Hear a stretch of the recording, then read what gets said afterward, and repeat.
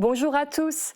Aujourd'hui, on va parler d'un sujet qui nous concerne tous, finalement, la santé mentale. Aujourd'hui, on estime que 27% de la population européenne a été touchée par un trouble psychique au cours de ces 12 derniers mois.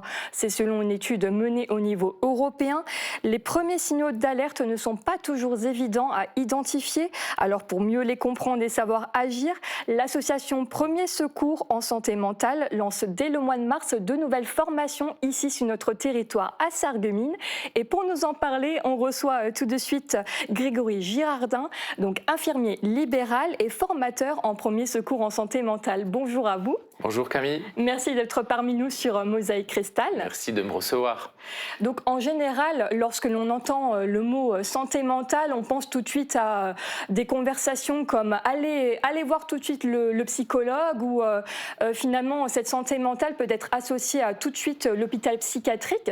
Est-ce que c'est une image aujourd'hui un petit peu vieillotte, si je puis dire un peu Ah non, alors les représentations sur la santé mentale sont toujours celles qui sont véhiculées par le cinéma ou malheureusement par certains faits divers.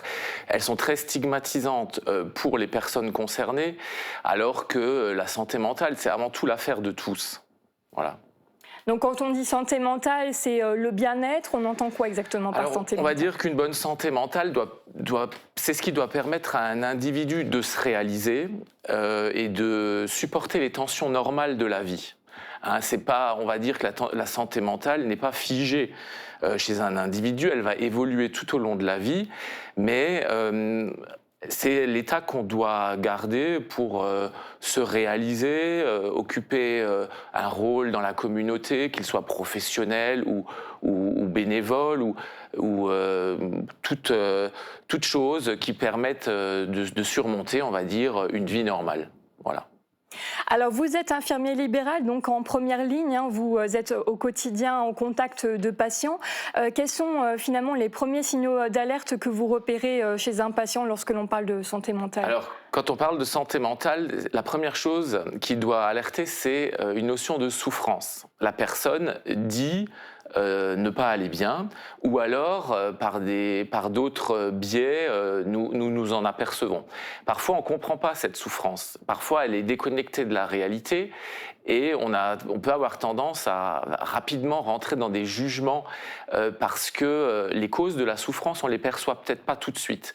Mais si souffrance il y a, c'est déjà le premier signe d'alerte. Ensuite, il y a évidemment une notion de durée, parce qu'on peut dire que n'aller pas bien sur un laps de temps très court n'est pas forcément un problème de santé mentale, mais si la durée se prolonge au-delà de plusieurs semaines, quand on côtoie les gens au quotidien, là, ça doit nous préoccuper.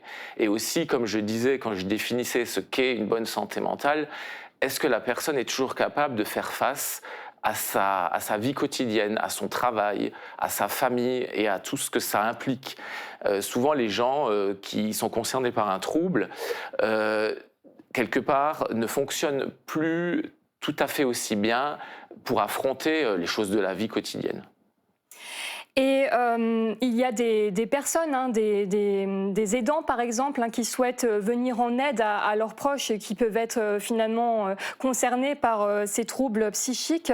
Y a-t-il des erreurs que vous repérez, alors des erreurs non intentionnelles que vous repérez chez ces aidants et ces personnes qui souhaitent finalement venir en aide dans un premier temps à leurs proches ? Des erreurs, on est tous susceptibles d'en faire, même quand on est professionnel de santé. Mais je dirais que la principale, ce serait de rentrer dans des attitudes de jugement. Parce qu'une personne qui, par exemple, déclare un trouble dépressif, on peut être tenté de lui dire « remue-toi, reste pas enfermé chez toi », parce qu'on ne comprend pas, on va dire, ce qu'elle ressent.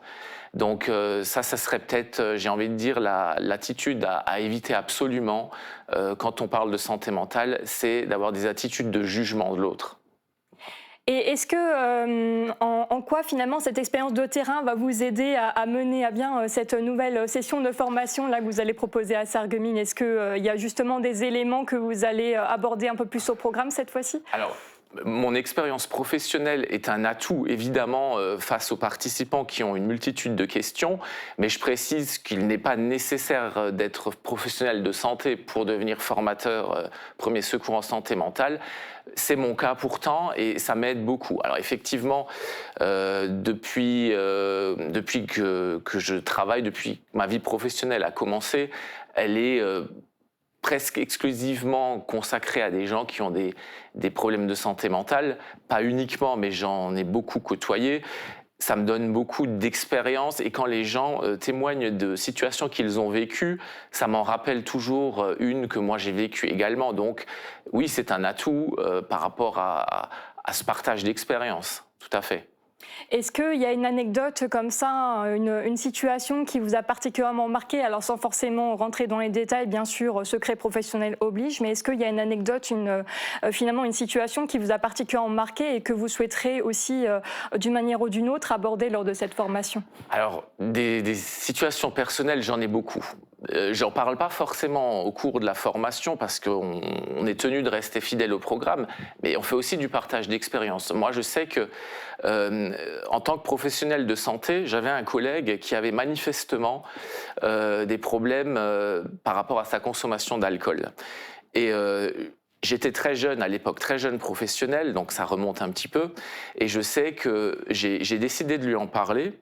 Et je l'ai sans doute fait un peu trop brutalement parce que à ce moment-là, il n'était pas prêt à en parler. Si j'avais eu la formation au premier secours en santé mentale à l'époque, j'aurais compris que j'aurais dû choisir un contexte plus favorable pour aborder le sujet avec lui et y aller de façon plus empathique. Voilà. Même si la bienveillance guidait mon intervention à ce moment-là, j'ai sans doute été maladroit par manque de connaissances. Et je tenais à dire que c'était un collègue, ça n'était pas un patient. En tant que professionnel de santé, quand je suis face à un patient, le biais émotionnel est moins présent. Mais si c'est un proche, si c'est un membre de ma famille, si c'est un collègue, alors là, émotionnellement, l'intervention va être beaucoup plus difficile.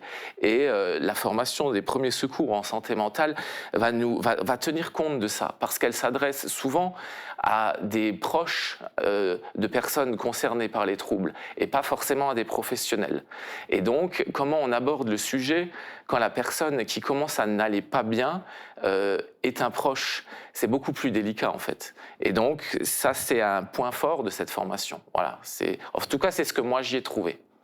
Alors du coup la formation elle s'adresse à tout le monde, tout public, c'est ça? Tout à fait. Alors c'est vraiment une formation qui va s'adresser à tous les citoyens. Le seul prérequis c'est d'avoir 18 ans, voilà, pour suivre cette formation. Et vraiment, on cherche vraiment à améliorer les connaissances de la population, sachant que l'objectif de PSSM France, c'est déstigmatiser la question de la santé mentale et des personnes qui souffrent de troubles et favoriser un accès précoce aux soins pour les personnes qui ont des problèmes de santé mentale, parce que comment dirais-je, il y a toujours un délai qui est très long entre le début de l'apparition des troubles et le moment où la personne va prendre conscience qu'elle a besoin d'aide. Ce délai, il faut absolument le raccourcir pour que les troubles ne s'aggravent pas. Plus tôt ils sont pris et meilleur est le pronostic pour le rétablissement. D'où l'importance de mettre en place voilà, ces sessions de formation donc, dédiées à tous, puisqu'on peut agir comme ça au quotidien aussi pour aider au mieux Tout à fait, nos proches. tout à fait. C'est l'objectif, en fait. C'est l'objectif. L'objectif, c'est que chaque secouriste soit en mesure d'avoir l'attitude appropriée. Alors, ça part sur un acronyme aéré, où chacune des lettres est une étape avec un verbe d'action, savoir quoi faire quand je suis confronté à quelqu'un qui semble n'aller pas bien.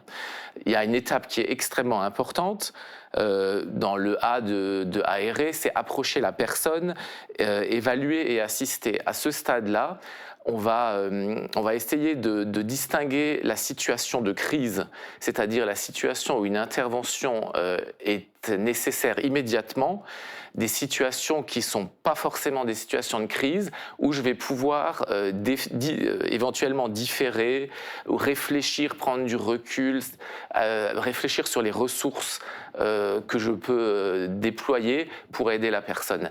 Alors là aussi, on lutte contre, on va dire, une représentation qui consiste à dire ou à penser qu'il n'y a pas d'urgence en santé mentale. Si, il y en a.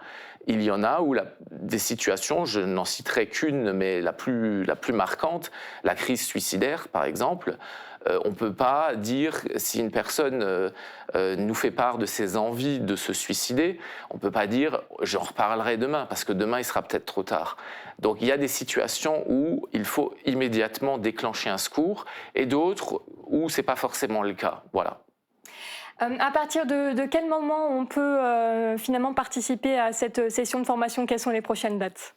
Alors, à Sarreguemines, il y a une session prévue les 11 et 12 mars. Elle aura forcément lieu puisqu'il y a déjà plus de 10 participants inscrits, mais il reste encore des places, sachant qu'on peut aller jusqu'à 16 participants. Donc, pour les personnes qui souhaiteraient bénéficier de cette formation et devenir secouristes en santé mentale, c'est encore possible. Alors, je précise que sur le site www.pssmformation.fr, les personnes intéressées peuvent trouver, selon leur situation, de quelle façon elles peuvent être financées.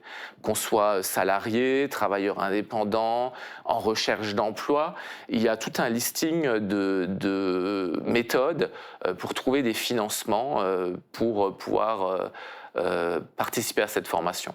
C'est une première bonne astuce, effectivement, et très bien d'en parler, de parler du fait qu'il existe des financements pour nous aider là-dessus. Et aussi, pour finalement terminer, et en attendant que la formation ait réellement lieu, donc au mois de mars, quels gestes, là, simples au quotidien, peut-on appliquer pour aider un proche, si on peut citer un exemple? Alors, j'ai parlé du A de aérer, qui est approcher la personne, évaluer et assister. Et si je vais en rajouter un deuxième, alors, c'est le premier E de aérer, écouter activement et sans jugement. Parce qu'une personne qui ne va pas bien au niveau de sa santé mentale a avant tout besoin d'être écoutée et surtout pas jugée. Voilà, et j'ai envie de... C'est ce que je dis quand j'anime ces formations. Si vous savez faire ça, vous avez fait plus de la moitié du travail, en fait. Parce que ça a l'air rien de le dire comme ça, mais dans les faits, concrètement, c'est quelque chose qui est vraiment pas facile. C'est-à-dire pas être dans la réaction immédiate, mais vraiment d'essayer déjà de comprendre la situation. Ne pas vouloir amener une solution toute faite, abattu naka, ou etc. Simplement accueillir ce que l'autre me dit, accueillir le contenu de son discours, le contenu émotionnel, parce que déjà ça, c'est une façon de la soulager de cette souffrance, de trouver quelqu'un à qui en parler, sans vouloir forcément apporter de solution à ce moment-là. Parce qu'on verra plus tard dans le plan d'action que quand cette étape-là est passée, la personne elle est plus capable d'entendre des conseils, des suggestions, etc. Mais qu'il faut passer par cette étape de l'écoute active. Voilà. Alors là, on est dans l'aide envers l'autre et pour nous-mêmes aussi. Est-ce qu'il existe un geste que l'on peut appliquer au quotidien pour être toujours dans cet état de bien-être? Il y en a beaucoup. Il y en a beaucoup. On peut trouver un tas d'astuces, encore une fois, dans le manuel. Moi, personnellement, c'est souvent à travers le sport que j'ai réussi à évacuer comme ça des tensions qui me préoccupaient. Bon. Il n'y a pas que le sport, il y a beaucoup d'autres biais dans l'hygiène de vie en général qui font que notre santé mentale, elle peut être renforcée par de bonnes habitudes. Voilà. Ouais, donc une routine, voilà. Le sommeil, l'activité physique, on n'y échappe pas. Des relations saines, des loisirs, enfin... Le fait de marcher 30 minutes par jour, du coup, c'est une réalité. Ah bah oui, tout à fait, tout à fait. C'est l'activité physique en général, et chacun trouve celle qui lui correspond, mais je crois que vous m'avez demandé d'en citer une, je cite celle-là, il y en a de multiples autres. En tout cas, on attend donc cette formation en premier secours en santé mentale avec impatience. Merci beaucoup à Monsieur Girardin d'être venu ici sur notre plateau à Mosaïque Cristal pour parler de ce sujet si essentiel dans notre quotidien. Et bonne journée à tous sur Mosaïque Cristal. Merci.